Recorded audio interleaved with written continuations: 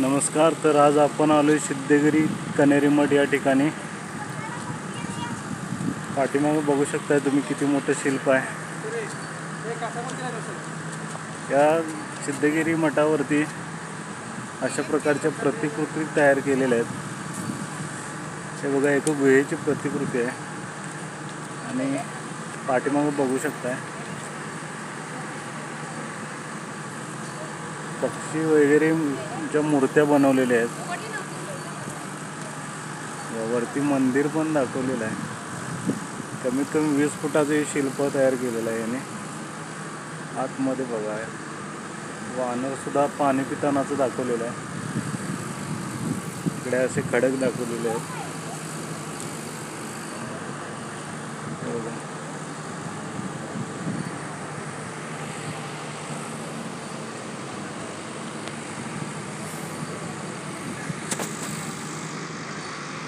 या ठिकाणी पाठीमाग पुतळा बघू शकताय.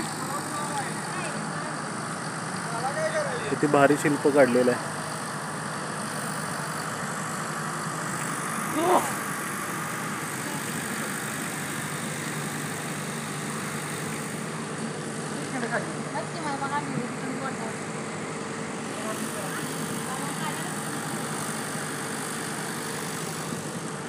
इथे बघू शकताय तुम्ही चिंचेची झाड आहेत.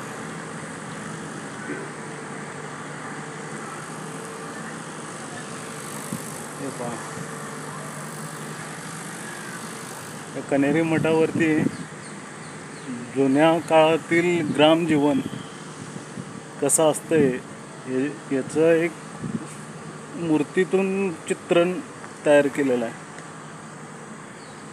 ते बघू शकताय. बघा कसं डिझाईन केलेलं आहे. जे इथले जुने वृक्ष वगैरे आहेत ते यांचं संवर्धन करण्याचं काम सुद्धा इथं केलेलं आहे. बघा, इकडं वेगवेगळ्या पेंटिंग्स दाखवलेले आहेत.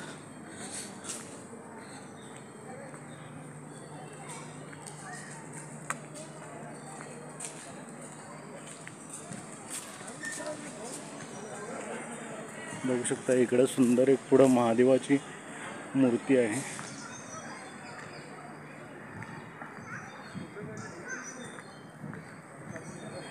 इथं तुम्ही आला तर तुम्हाला इथं भरपूर पाहण्यासारखी ठिकाणं बघायला मिळतील.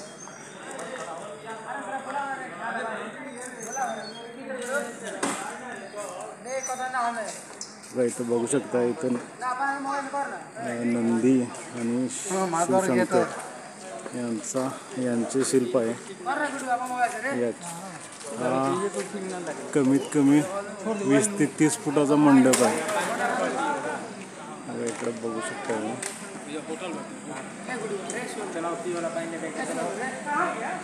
इथून वरती जाण्यासाठी पायऱ्या आहेत आणि बरोबर वरती गेल्यानंतर एक शिव मंदिर आहे.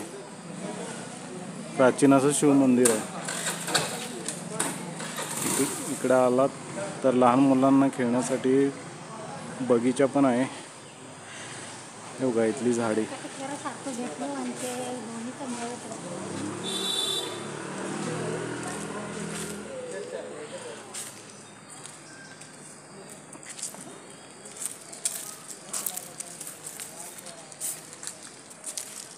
इथली स्वच्छता किती सुंदर पद्धतीने केलेली आहे. बैठक व्यवस्था बघा.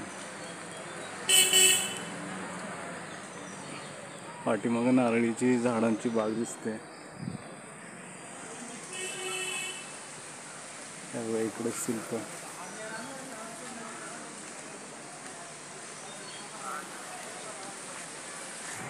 इथं लहान मुलांनी खेळण्यासाठी बाग आहे बघा.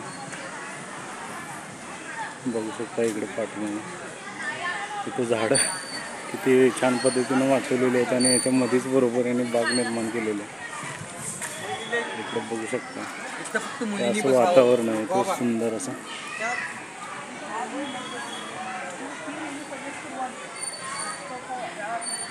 लहान मुलांच्यासाठी हा तर रेल्वे वगैरे आहे. कधी आला तर लहान मुलांना इकडं एकदा घेऊन या. कारण हे दाखवणं खूप गरजेचं आहे. तिथली जी म्युझियम आहे ते दाखवणं खूप गरजेचं आहे. कारण काळानुसार लोप पावत चाललेली आपली संस्कृती आधी होती कशी हे जर तुम्हाला बघायचं असेल तर या एकदा म्युझियमला नक्की भेट द्यायला हवी. तुम्ही म्युझियम फिरायला तुम्हाला कमीत कमी 2 तास लागतात. इकडे बघू शकता इथे किती गर्दी आहे. सोमवार शेवटचा सोमवार आहे त्यामुळे इथं गर्दी आहे. आज मुलांना सुट्ट्या पण आहेत. बरीच मुलं इकडे आलेले आहेत. इकडे पर्यटक भरपूर प्रमाणात येतात. जवळच कोल्हापूर असल्यामुळे तिकडली लोकंसुद्धा इकडे येतात. आपल्या आसपासच्या भागातील लोक इकडे येतात. विकेंडला इकडे खूप गर्दी असते. इकडे बघू शकता लहान मुलांसाठी किती दाखवलेलं आहे.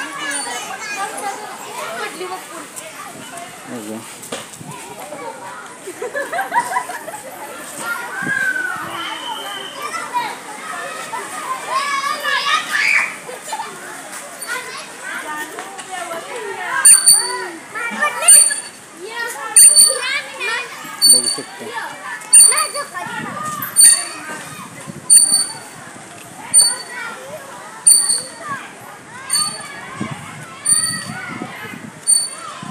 इथलं वातावरण किती सुंदर आहे. बघू शकता तुम्ही. आणि पाठीमागे सिद्धगिरी म्युझियम आहे. म्युझियममध्ये वेगवेगळ्या प्रकारची शिल्प आहेत. आतमध्ये खूप मोठी जवळजवळ फिरायलाही 2 ते 3 तास लागतात. पण तुम्ही या 2 ते 3 तासामध्ये एक वेगळा अनुभव घेऊन तुम्ही इथून बाहेर पडा. कारण हे खूप बघण्यासारखं आहे. त्याची एक झलक तुम्ही बघू शकता. इथं समोरच एक पुतळा दाखवलेला आहे. आणि इकडे पाठीमागे गाव असतो कसा आणि तिथली घरं कशी असतात ह्याचं एक स्ट्रक्चर दिलेलं आहे. इथं बघू शकता तुम्ही. अशा पद्धतीचे आतमध्ये भरपूर शिल्प आहेत. हे बघा इथं बघू शकता. हे असं शिल्प अशा अनेक शिल्प आतमध्ये आहेत. ग्रामीण जीवन कसं असते याचं एक मूर्तिमंत उदाहरण आतमध्ये एक मोठा गावच तयार केला गेलेला आहे. तुम्ही एकदा इकडे आलात ना तर तुम्ही खूप मोठा अनुभव घेऊन इथून बाहेर पडेल. त्यामुळे तुम्ही नक्की एकदा येऊन त्या सिद्धगिरी मठाला, सिद्धगिरी म्युझियम याला नाव पण दिलं बघा ग्रामजीवन म्हणून, तर याला भेट द्या. असेच नवनवीन व्हिडिओ तुमच्यापर्यंत मी आणण्यासाठी प्रयत्न करत राहा. बघू शकता इकडे पाठीमागे. आणि हा व्हिडिओ जर तुम्हाला आवडला तर माझ्या चॅनलला सबस्क्राईबर करा. तर आज आपण आलो होतो सिद्धगिरी म्युझियम या ठिकाणी. पण इथलं शूटिंग केलेलं आहे. तुम्हाला व्हिडिओ कसा वाटला ते मला कमेंट करून सांगा.